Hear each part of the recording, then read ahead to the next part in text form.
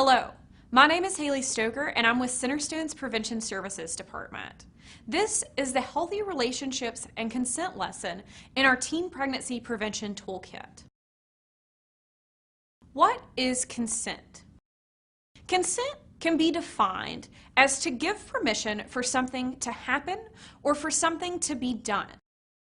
In other words, this morning when you got to school, if a friend asked you, "May I borrow your pencil?" and you say yes and give them your pencil, you have consented to them borrowing your pencil. That is all consent means, is to give your permission for something to happen or for something to be done. In the context of a healthy relationship, consent is giving a dating partner permission to engage in a specific action. Consent must be sought before a person engages in any kind of physical activity with another person. Every physical act a couple engages in requires both persons' consent. Just because a person consents to one act doesn't mean that they're consenting to anything else. Just because you said, "Yes, you may borrow my pencil," does not mean that that person can take your notebook without asking. Just because a person consents once does not obligate them to give their consent again. Just because you said, "Yes, you can borrow my pencil today," does not mean that they can take it tomorrow without asking. Even if a person has consented to an act, they have the right to stop at any time. Just because a person doesn't say no doesn't mean that they're saying yes. In other words, you are in control of your body. When asking for consent, we have a few things we have to consider. Number one, does this person want to consent? And number two, is this person able to consent? We want a clear yes when it comes to consent. Yes! Not so much I don't know, maybe. Whether or not a person is able to consent is going to depend on a variety of factors. For instance, if a person is under the influence of drugs or alcohol, they cannot consent. If a person is asleep, incapacitated, unconscious, they cannot consent. Sometimes consent can be a little difficult to understand. So let's put it into some real-world scenarios. Casey and Dakota have been dating for a couple of weeks. Casey really likes Dakota and would like to kiss her. On their next date, Casey asks Dakota if he can kiss her. Dakota says yes, and the couple kisses. Did Casey have consent? Yes. Casey wanted to kiss Dakota. Casey asked Dakota if that was okay. Dakota said yes, and the couple kissed. This is a clear example of how consent should work. Jamie and Taylor are at a party. Taylor has been drinking and flirting with Jamie. Jamie asks if Taylor would like to leave, and the couple leave together. Jamie notices that Taylor is having difficulty walking and has slurred speech. When they arrive at Jamie's house, Taylor stumbles into the bathroom. It sounds like Taylor's throwing up. When Taylor comes out of the bathroom, Jamie begins to kiss Taylor. Taylor seems unresponsive and unaware of the surroundings. Jamie continues to kiss Taylor. Did Jamie have consent? No. This is a great example of just because someone is not saying no does not mean that they are saying yes either. Difficulty walking, slurred speech, vomiting, unaware of surroundings. It's clear that Taylor is intoxicated and therefore cannot give consent. Peyton and Riley have been dating for a while. The couple holds hands and hugs, but haven't kissed yet. Riley isn't comfortable kissing yet and has verbally expressed this to Peyton multiple times. While on a date one night, Peyton tries to kiss Riley. Riley again expresses being uncomfortable with kissing. Peyton says, "Come on, it's not a big deal. Don't you care about me?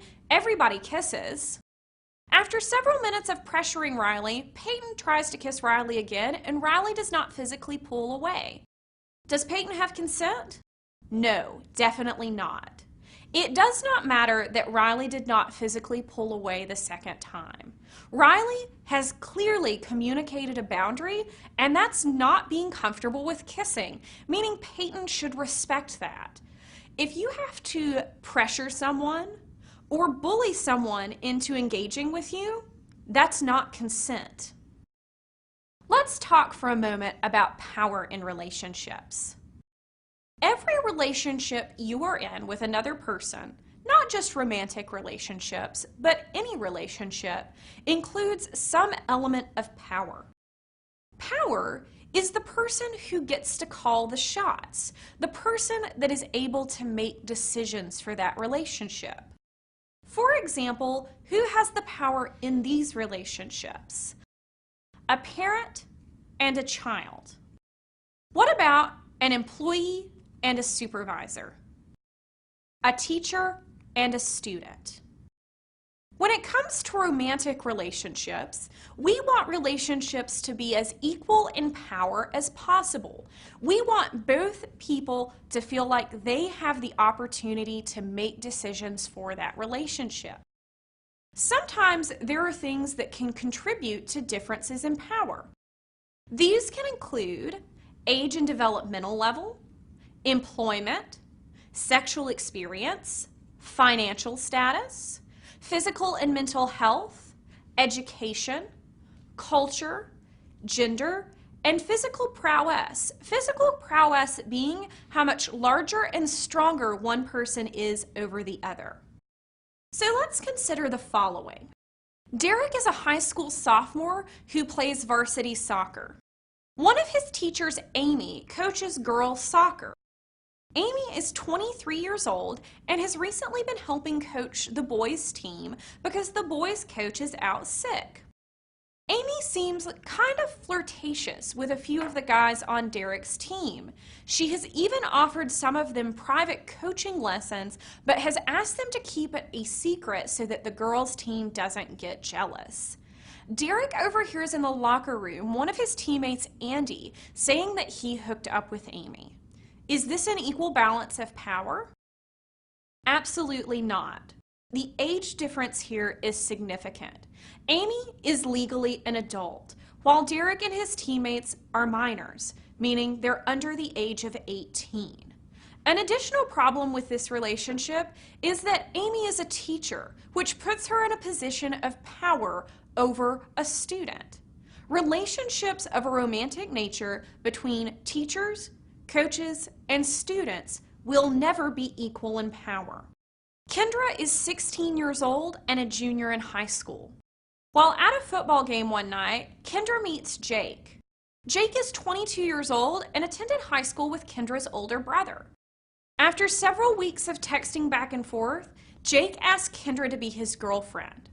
Kendra thinks she's falling for Jake. He just seems so much more mature than the boys she goes to school with. Jake is in college, has a job, a car, and even his own apartment. With so much experience, Kendra just lets Jake set the pace for their relationship. Is this an equal balance of power? No. Jake is significantly older than Kendra. He is a legal adult while Kendra is still a minor. Additionally, Jake has a lot more life experience than Kendra. He's experienced graduating from high school, going to college, being employed, which means this is not an equal relationship. Consent must be explicit, meaning it should be completely clear to both people. It needs to be ongoing, meaning this is not a conversation we have just one time. And it needs to be mutual, meaning both people are on the same page. When we are trying to maintain consent in our relationships, we have to talk with our partner. We need to be clear in what we are both comfortable with. Being clear on our limits and boundaries is a great way to establish consent. Talk before introducing any new physical affection into your relationship.